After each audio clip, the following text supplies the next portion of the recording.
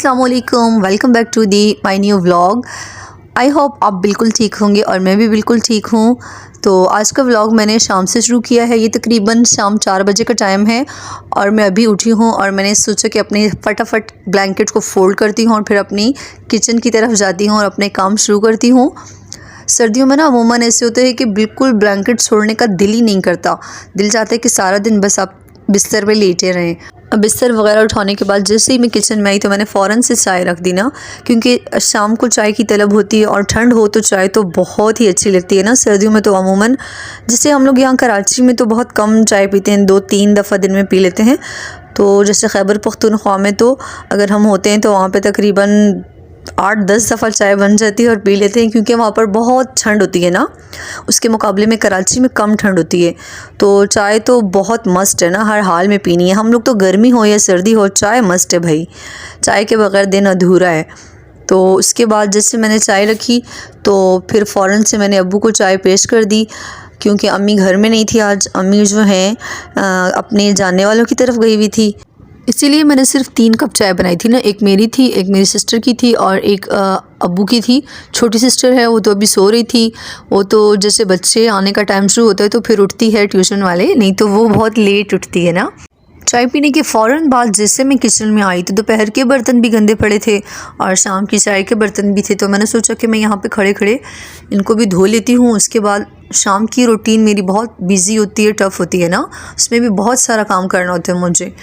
कल ही social media पर मैंने एक न्यूज़ सुनी है कि डॉक्टर आमिर लियाकत साहब जो हैं, उनकी जो बीवी थी दानिया शाह, उसको FIA ने गिरफ़्तार कर लिया है।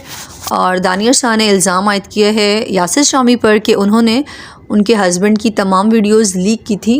ये सोचने वाली बात है, अगर तमाम वीडियोज़ दानिया शाह के मोबाइल में थी तो यासिर शामी तक कैसे पहुँची। चलें खैर, अल्लाह पाक हिदायत दे ऐसे लोगों को।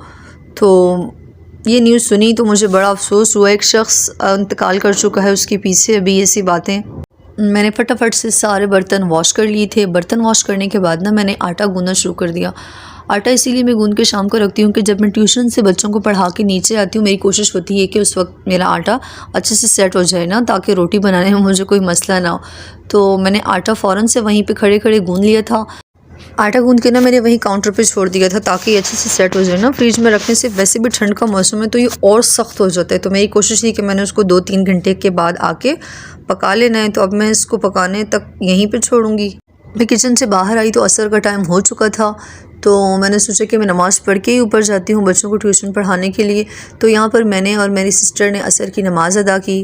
फिर उसके बाद हम तीनों बहनें ऊपर चली गई। हम तीनों बहनें बच्चों को पढ़ाती हैं। जैसे बड़े बच्चे मेरे पास पढ़ते हैं, उससे छोटे मेरी छोटी सिस्टर के पास, जो सबसे छोटे हैं वो छोटी सिस्टर के पास पढ़ते हैं।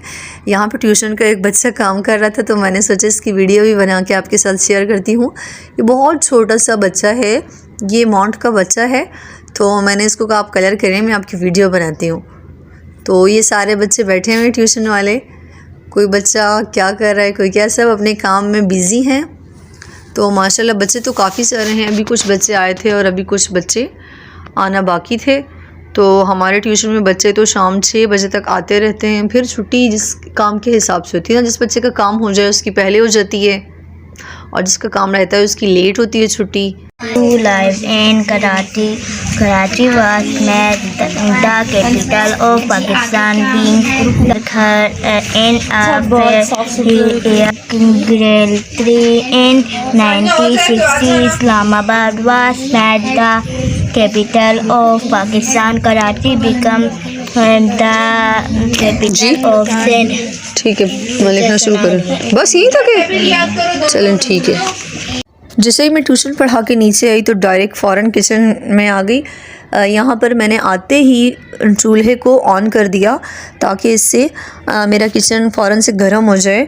और मैं जैसे ही आती हूँ मेरा ये पहला काम होता है कि मैं इस गैस को ऑन करके छोड़ देती हूँ, चूल्हा जला के, कि किचन गर्म हो जाए। मुझे बहुत ठंड लगती है। तो नीचे आई तो अम्मी ने कहा है कि आपने रोटी नहीं बनानी है, आपने सफ़ेद चावल बनाने। अम्मी का दिल कर रहा था सफ़ेद चावल खाने को। आटा तो मैं पहले से ही गूंद चुकी थी। फिर मैंने काउंटर से आटे को उठाया और फ्रिज में रख दिया ताकि पूरी रात बाहर पड़ा रहेगा तो ख़राब ना हो जाए, क्योंकि कराची में ठंड तो होती है लेकिन फिर भी ख़राब होने का ख़तरा रहता है। तो इसीलिए मैंने उसको उठा के फ्रिज में रख दिया। तो मैंने सोचा अब अम्मी की रिक्वेस्ट है तो इस पर मैं वाइट राइस बना देती हूँ, उनका दिल कर रहा है। तो मैंने चूल्हे पे पानी चढ़ा दिया। मेरी आदत है ना, जैसे ही मैं चूल्हे पे पानी रखती हूँ तो उसी के साथ मैं उसमें नमक भी डाल देती हूँ। नमक डालने के बाद मैंने चावलों को फटाफट साफ़ करना शुरू कर दिया। जैसे ही चावल साफ़ किए उसके बाद मैंने सोचा कि चावलों को मैं भिगो के रख देती हूँ, अच्छी तरह वॉश करूँगी। वॉश करने के बाद उनको मैं भिगो के रख दूँगी। वैसे शाम को इतना ज़्यादा खाना खाया नहीं जाता है ना, तो इसीलिए अम्मी ने सोचा है कि रोटी नहीं बनाना, तुम चावल बना दो। अम्मी अब्बू को वाइट राइस अच्छे लगते हैं, मुझे इतने वाइट राइस अच्छे नहीं लगते। तो दोपहर की निस्बत खाना भी रात को कम खाया जाता है।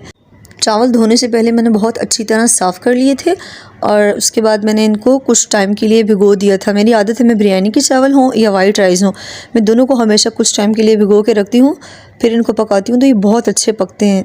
एक हाथ में कैमरा और दूसरे हाथ से काम करना बड़ा मुश्किल हो जाता है, लेकिन एडजस्ट करना पड़ता है। यहाँ पर मैंने चावल धो के इसमें डाल दिए थे और वो डालने वाला क्लिप पता नहीं मुझसे कहीं मिस हो गया है। तो अभी मैंने इसमें चावल डाले हैं, तो इसको जब तक उबाल आएगा उसके बाद मैं इसका पानी निथार लूँगी और इनको दम पे रख दूँगी। और शाम को टाइम भी बहुत महदूद होता है, सर्दियों में रात भी बहुत जल्दी हो जाती है। वैसे तो आम दिनों में जैसे गर्मियाँ होती हैं तो रात बहुत देर से होती है। तो यहाँ मैंने दूसरी तरफ चूल्हा ऑन किया है, उस पर मैंने सोचा है कि मैं एक टमाटर को उसका छिलका उतार के ना रेड करके तो उसकी मैं चटनी बना लेती हूँ। टमाटर की चटनी हमारे घर में बहुत पसंद की जाती है। तो मुझे तो खैर रात में वाइट चावल ही नहीं पसंद, ना दिन में पसंद है, तो ये मैं बस घर वालों के लिए बना रही हूँ। इस वीडियो में मैंने आपके साथ टमाटर की चटनी की रेसिपी शेयर नहीं की थी, इंशाल्लाह आइंदा कभी किसी वीडियो में आपके साथ शेयर कर दूँगी। बहुत सिंपल सी इसकी रेसिपी है। एक टमाटर लें, उसको जो है चूल्हे के ऊपर इस तरह सेक लें। थोड़ा सा सेकने के बाद उसका छिलका इतना इजीली रिमूव हो जाता है कि आप यकीन नहीं करेंगे। वैसे आप टमाटर का छिलका इसके अलावा उतारें तो बिल्कुल भी सही तरीके से रिमूव नहीं होता ना, तो ये बहुत आसान तरीका है। तो ऐसे पूरा छिलका उसका उतार लें। उसका छिलका उतारने के बाद आपने धनिया लेनी है, आपने लहसुन लेना है और हरी मिर्ची लेनी है, बस पुदीना है तो वो भी शामिल कर दें और एक टमाटर शामिल कर दें। इनको अच्छे से पीस लें। इतनी ज़बरदस्त किस्म की कोई चटनी तैयार होगी ना कि इतनी आसान झटपट तैयार होने वाली, मतलब मिनटों में तैयार हो जाएगी। दूसरी तरफ मैंने चावलों का पानी निकाल लिया है। अब चावलों को मैं स्टीम के लिए रख रही हूँ। नीचे तवा लाजमी रखें, नहीं तो आपके चावल नीचे से जल जाएंगे। स्टीम को बहुत हल्का रखा है मैंने। अच्छा, तो वाइट राइस बिल्कुल तैयार होने वाले हैं। मेरी आपसे रिक्वेस्ट है कि प्लीज़ मेरी वीडियो को लाइक कर दें, मेरे चैनल को सब्सक्राइब कर दें। अगर आपको वीडियो पसंद आई है तो मुझे एक अच्छा सा प्यारा सा कमेंट कर दें। तो वाइट राइस के साथ हम लोग सब्ज़ी खाएंगे। सब्ज़ी हम लोगों ने दिन में बनाई थी। सब्ज़ी में बनाया था हम लोगों ने आलू मेथी, जो बहुत ही ज़बरदस्त बनी थी। उसको वाइट राइस के साथ खाएं तो क्या मज़ा है। और उसके साथ मैंने सैलेड बना लिया था और टमाटर की चटनी बना ली थी। तो ये मेरी देसी सी इवनिंग रूटीन है। तो प्लीज़ मुझे कमेंट करके बताइएगा कि आपको कैसी लगी मेरी वीडियो। मिलते हैं आपके साथ एक नेक्स्ट व्लॉग में। जब तक के लिए अपना ख्याल रखिएगा। अल्लाह हाफिज़।